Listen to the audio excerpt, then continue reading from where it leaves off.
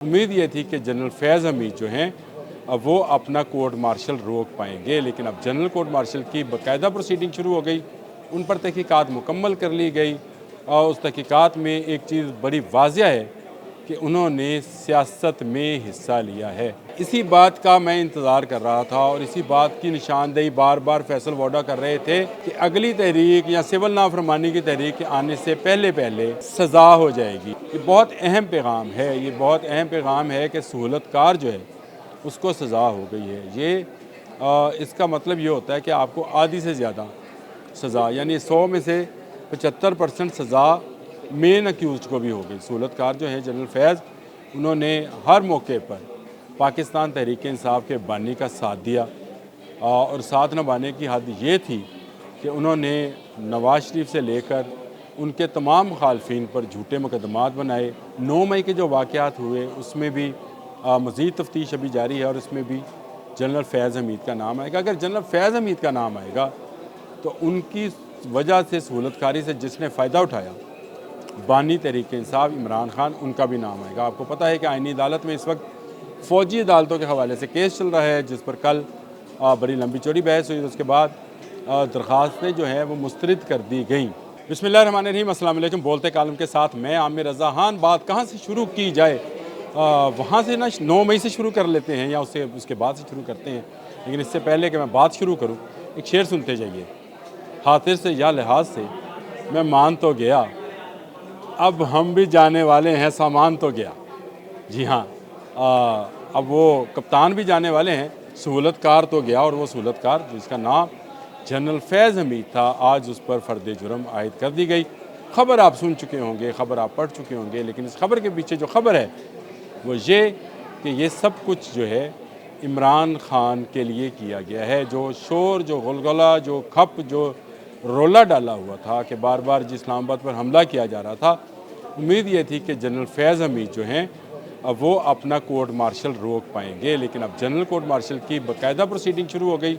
उन पर तहकीकात मुकम्मल कर ली गई और उस तहकीकात में एक चीज़ बड़ी वाज़िया है कि उन्होंने सियासत में हिस्सा लिया है और सियासी किरदार अदा किया मुल्क के अंदर। 9 मई के हवाले से भी उनकी तफ्तीश जारी है। मुख्तलिफ़ अफराद को जो उन्होंने नुकसान पहुँचाया उसकी फ़र्द जुर्म आयद कर दी गई है। और सबसे बढ़कर ये कि सीक्रेट एक्ट की खिलाफ वर्जी जनरल फैज़ हमीद ने की है।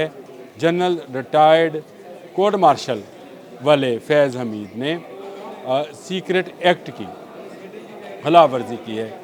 इसी बात का मैं इंतज़ार कर रहा था और इसी बात की निशानदेही बार बार फैसल वोडा कर रहे थे कि अगली तहरीक या सिविल नाफरमानी की तहरीक के आने से पहले पहले सज़ा हो जाएगी या मामला खुलकर सामने आ जाएगा। तो मामला खुलकर सामने आ गया कि सीक्रेट एक्ट की खिलाफ वर्जी पर फ़ौज इंतहाई संजीदा है। ये मामला ही संजीदा था और इसको संगीन गद्दारी के मामलात में से एक मामला समझा जाता है।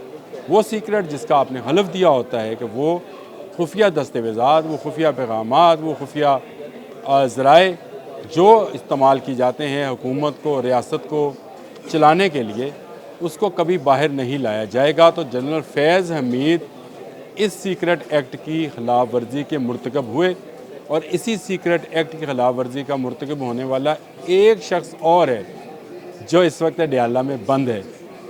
जी हाँ, वही जो आपके पता है कि अमरीकी जो ख़त आया था, डोजियर जिसको बोलते हैं, उसके अंदर जो कुछ लिखा था उसको हवा में लहराया गया था और कहा गया था, देखें ये अमेरिका जो है, मेरे नौजवानों, मुझे हटाने के पीछे अमेरिका है।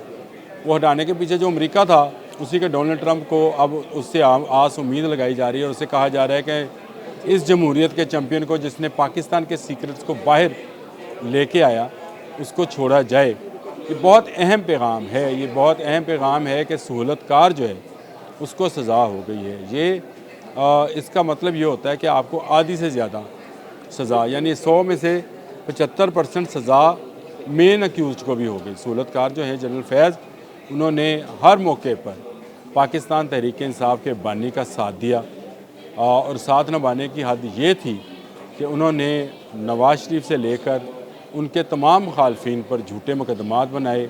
कोर्ट्स को मैनेज किया। वो जो साकिब निसार कोर्ट थी, खोसा कोर्ट थी, बंदयाल कोर्ट थी, जो भी कोर्ट थी, उनको मैनेज किया और मैनेज करके ऐसे ऐसे जो हैं वो सामने लेकर आए चीज़ें, जिससे कि हंसी आती है कि कैसे इंसाफ किया गया कि ब्लैक डिक्शनरी का नाम लिया गया, नावल एक गॉडफादर निकाला गया, उसमें से जो है चीज़ें निकाल कर सजाएँ दी गई।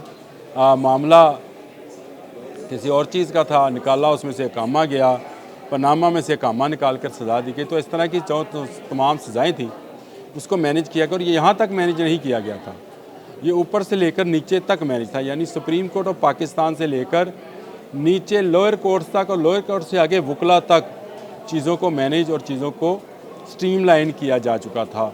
9 मई के जो वाक़यात हुए उसमें भी मज़ीद तफ्तीश अभी जारी है और इसमें भी जनरल फैज़ हमीद का नाम आएगा। अगर जनरल फैज़ हमीद का नाम आएगा तो उनकी वजह से सहूलतकारी से जिसने फ़ायदा उठाया, बानी तहरीक इंसाफ इमरान खान, उनका भी नाम आएगा। आपको पता है कि आईनी अदालत में इस वक्त फ़ौजी अदालतों के हवाले से केस चल रहा है, जिस पर कल बड़ी लंबी चौड़ी बहस हुई। उसके बाद दरख्वास्तें जो हैं वो मुस्तरद कर दी गई।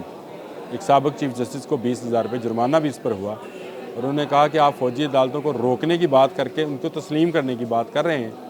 तो आप समझ जाएँ कि मामला किस हद तक संगीन है। ये गद्दारी के केसेस हैं, ये फ़ौजी जनरल की तरफ से या फ़ौजी अफसर की तरफ से सियासत में मुदाखलत के केसेस हैं, ये अफराद को नुकसान पहुँचाने के केसेस हैं, मुल्क को वक़ार को नुकसान पहुँचाने का केस है, ये सीक्रेट एक्ट की ख़िलाफ़ वर्जी का केस है और सीक्रेट एक्ट की ख़िलाफ़ वर्जी पर आर्टिकल 6 लगता है, जिसमें ज़्यादातर से ज़्यादा सज़ा जो है वो फांसी है। जी हाँ, ये पहला मौका था कि जो कोर्ट मार्शल है, कोर्ट मार्शल की तफ्तीश हुई और आज उन पर कोर्ट मार्शल जनरल की फ़र्द जुर्म आयद कर दी गई है। और ये फ़र्द जुर्म आयद होने का मतलब 100% नहीं तो 99.9%, वो जो पंखे वाले कॉपर वाला इश्तिहार नहीं आता 99.9%, और वो जो एक साबन का इश्तिहार आता है कि 99.9% जर्म्स जो हैं वो मारने का फ़ैसला कर लिया गया है। यानी ये हमेशा के लिए एक ऐसा नुक्ता है या ऐसा नुक्ता आगाज़ है जिसमें फ़ैसला किया गया है कि फ़ौज की जानिब से अब सियासत में मुदाखलत नहीं होगी और जो करेगा उसको सज़ा दी जाएगी। जनरल फैज़ हमीद ने अपने दौर में मुबैना तौर पर जो मज़ालिम किए, जो कब्ज़े किए, जो जिन लोगों को ब्लैकमेल किया, वो सब मामला सामने आए, सब मामला की तफ्तीश हुई और उसके बाद फ़र्द जुर्म आयद की गई। ये उस तरह की कोर्ट्स नहीं हैं, ये आर्मी कोर्ट्स हैं। इसमें फ़ैसला करने वाले जो होते हैं वो वाकई अल्लाह को हाज़िर नाज़र जान कर फ़ैसले किया करते हैं। मुश्किलें खड़ी हो गई हैं। इमरान खान को अडयाला से निकाल कर पेशावर ले जाने की कोशिशें की जा रही हैं। ये कोशिशें भी आज नाकाम बना दी। आईनी अदालत ने यह कहकर दरख्वास्त मुस्तरद कर दी कि मिस्टर क़य्यूम खान, आपका तो ये मामला ही नहीं था, आप क्यों कह रहे हैं जब बानी को कोई मसला नहीं है, उसके वकला को कोई मसला नहीं है। तो ये एक बड़ा मामला था। आज जनरल फैज़ के ऊपर जनरल कोर्ट मार्शल का होना, फ़र्द जुर्म का आयद होना और उसके आगाज़ होना उस केस का, जिसका पूरी कौम जो है और ख़ासकर जो जमहूरियत पसंद लोग हैं वो इंतज़ार कर रहे हैं। अब देखना यह है कि हमारे वो लोग जो पाकिस्तान तहरीक इंसाफ से वाबस्ता हैं, इसको सोशल मीडिया पर कैसे लेकर जाते हैं। मेरे जो जानने वाले हैं उन्होंने बरियत का ऐलान कर दिया है। उन्होंने कहा जनरल फैज़ के किए दरे से हमारा कोई तल्लक नहीं है और जनरल फैज़ जैसे किरदारों को सज़ा मिलनी चाहिए। कैसा है, जिन्होंने फ़ायदा उठाया आज वही जनरल फैज़ की सज़ा पर ट्वीट्स कर रहे हैं कि अगर उन्होंने सीक्रेट एक्ट की ख़िलाफ़ वर्जी की है तो उनको सज़ा होनी चाहिए। मुल्की राज बाहर आश्कार नहीं या नहीं करने चाहिए। यही मुल्की राज डोज़ियर की शक्ल में इमरान नियाज़ी तक आया था, बानी तहरीक इंसाफ तक, उसको वो बाहर लेकर आए, कभी लहराया, कभी असम्बली में कासम सूरी ने कहा कि ये मैंने पढ़ लिया है, ये देखें, उन तक कैसे आया। और फिर बाद में इमरान खान ने कहा वो पेपर तो गायब हो गया, वो तो कोई चोर ले गया, मैं तो था ही नहीं। तो अब आप थे नहीं या हैं, इसका फ़ैसला जनरल फैज़ हमीद के फ़ैसले के साथ ही आ जाएगा। इसमें 9 मई के वाक़यात भी शामिल हैं जिस पर आपको भी जवाबदेह होना है जो आपकी तकरीरें हैं, जो आपके पैगामात हैं, जो आपके बयानात हैं, जो आज तक जारी हैं, जो रियासत मुखालफाना बयानात हैं, वो आज तक जारी हैं। आज भी लीमा खान ने कहा कि मुल्क में पैसा ना भेजें, तो याद रखें मुल्क में पैसा भी आएगा। इमरान खान, ये मुल्क तरक्की भी करेगा। ये मुल्क तरक्की करेगा तो अवाम खुशहाल होंगे। आपकी सियासत से आपको बचाने के लिए अब कोई दूसरा जनरल फैज़ जो है नहीं आने वाला। अब हम भी जाने वाले हैं, सामान तो गया। याद रखिएगा कि आपका बुरा वक्त शुरू होता है। अब आज के लिए इतना ही। अल्लाह हाफ़िज़।